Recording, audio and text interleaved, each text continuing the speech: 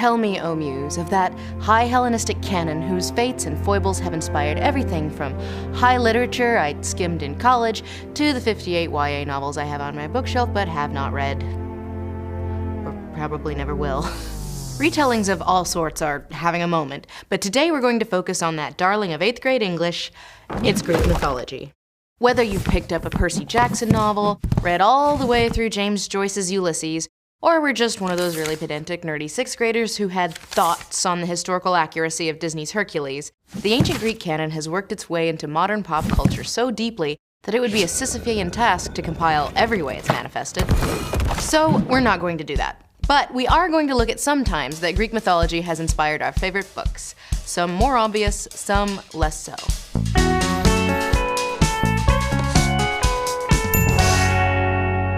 So let's start with the backbone of the whole mythology thing. Those wacky, jealous, tempestuous, incestuous Greek pantheon of deities. In the Greek pantheon, you've got your major gods like Zeus, Poseidon, and Athena, and other more minor figures like Eros, Hecate, and the Muses, most of whom are the patron god of something, some natural element or craft or concept, kind of like a proto-BuzzFeed quiz. Oh my god, I got Artemis?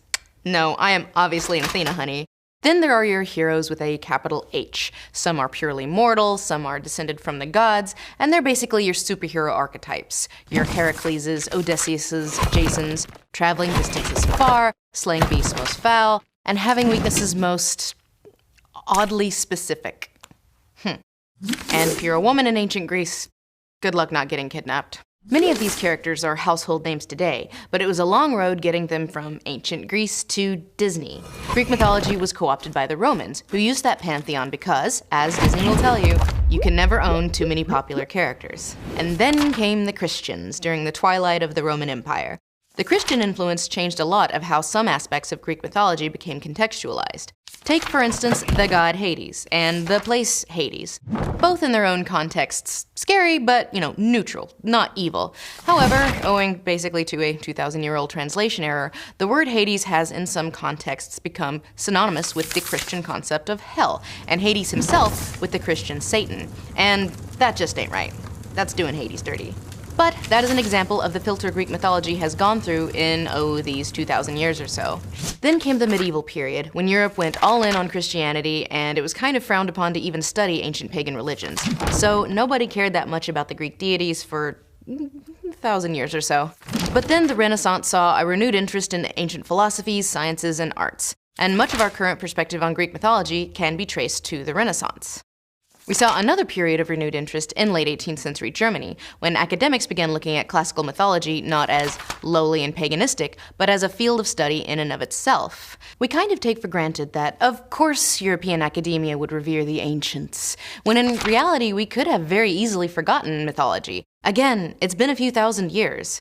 We don't exactly invoke the Babylonian pantheon in quite the same way we do the Greeks.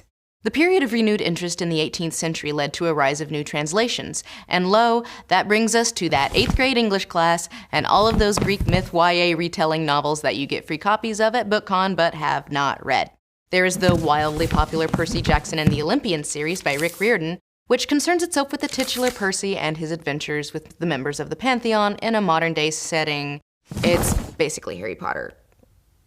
It is, I'm sorry. There's a Hermione and everything. Then there's Marie Phillips' 2007 novel, Gods Behaving Badly, which reimagines all of the Olympians living with each other in a ramshackle London apartment.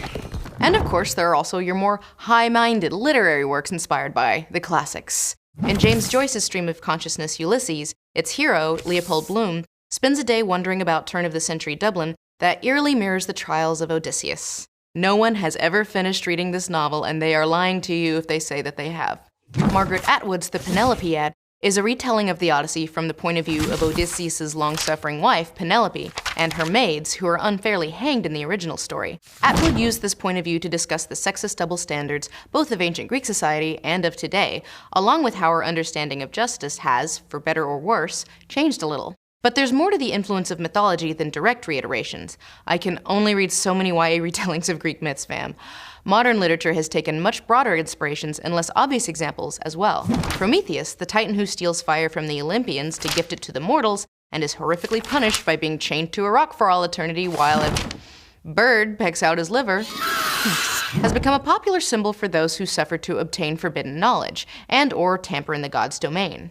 Prometheus is a direct inspiration for Mary Shelley's Frankenstein, to the point where the book's subtitle is The Modern Prometheus. Victor Frankenstein's hubris and ambition drive him to play God in his bid for immortality, and it ultimately destroys him. And we can't have a conversation about mortal hubris without talking about Icarus, the ill-fated son of master craftsman Daedalus. When both father and son are imprisoned on Minos for Dad essentially being too clever for his own good, Daedalus gives his son wax wings as a means to escape the island, along with the advice to not fly too close to the sun because wax melts. Icarus thinks he has a handle on it and flies too close to the sun.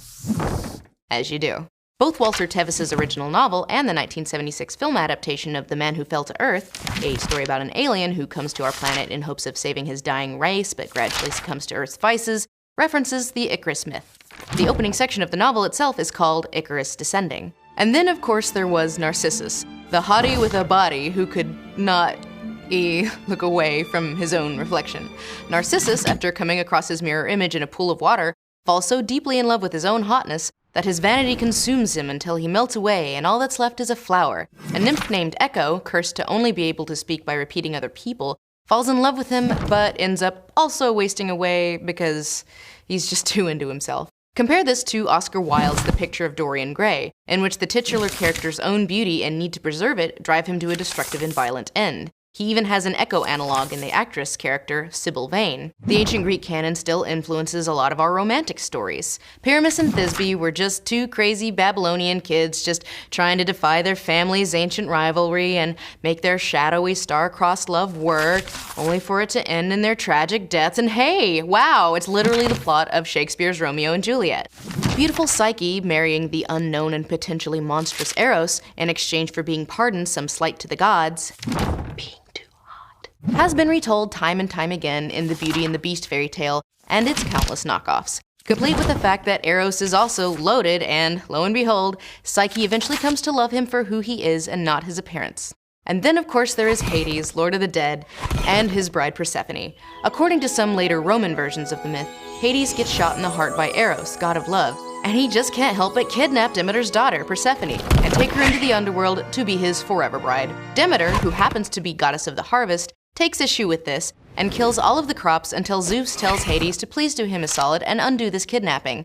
But before Persephone can leave, Hades feeds her some pomegranate seeds, binding her to the underworld, and this means she has to return for a portion of the year every year, which Demeter does not like, and that's why we have seasons. There are a lot of books that take some inspiration here, but I'm going to focus on Gaston Leroux's The Phantom of the Opera. Like Hades, the Phantom Eric is directly connoted with death repeatedly, and even lives in an underworld of sorts, deep beneath the Paris Opera House. But unlike Hades, Eric does eventually let his Persephone, Christine, go, after threatening to blow up the opera house and killing everyone inside it. But for all of its pulpiness and melodramatic trappings, it is a thoughtful examination of the confused, messed up relationship between a kidnapper and his kidnappee. Aw. And speaking of yikes, there is of course also Pygmalion and Galatea, the guy who couldn't get a girlfriend so he made one out of stone. A statue of a woman so perfect that he successfully pleads to Aphrodite to have her turned into an actual human. Again, there is a lot of yikes to unpack here, but most modern reinterpretations of this myth are hip to the weird power discrepancy between Pygmalion and Galatea. The most famous of which is George Bernard Shaw's play, The Pygmalion, which was later adapted into the mega musical My Fair Lady. In this case, a smarmy phonetics professor, Henry Higgins, endeavors to take a lowly flower seller, Eliza, and turns her into a proper society woman, falling in love with her along the way. Where it differs from the original tale is Eliza's eventual realization that she's being used, along with her reclamation of self-agency when she ditches Higgins to lead her own life, giving the Galatea figure here a say in her fate that she was never granted before. Galatea's side of things gets even further expanded in Madeline Miller's 2013 novel, Galatea, a retelling of the tale from her point of view. The reason why we keep coming back to these stories after centuries of societal and technological change maybe boils down to, ironic as it is, that these tales which concern gods ultimately appeal to what feels most human about them. So I think the thing to take from the persistence of the popularity of Greek mythology is that, like any good story, we see something of ourselves in them. And hey, maybe one of these days I'll get around to reading one of those YA Hades and Persephone retellings. Actually, I probably won't, but I have read Phantom of the Opera, like, a lot. like a lot.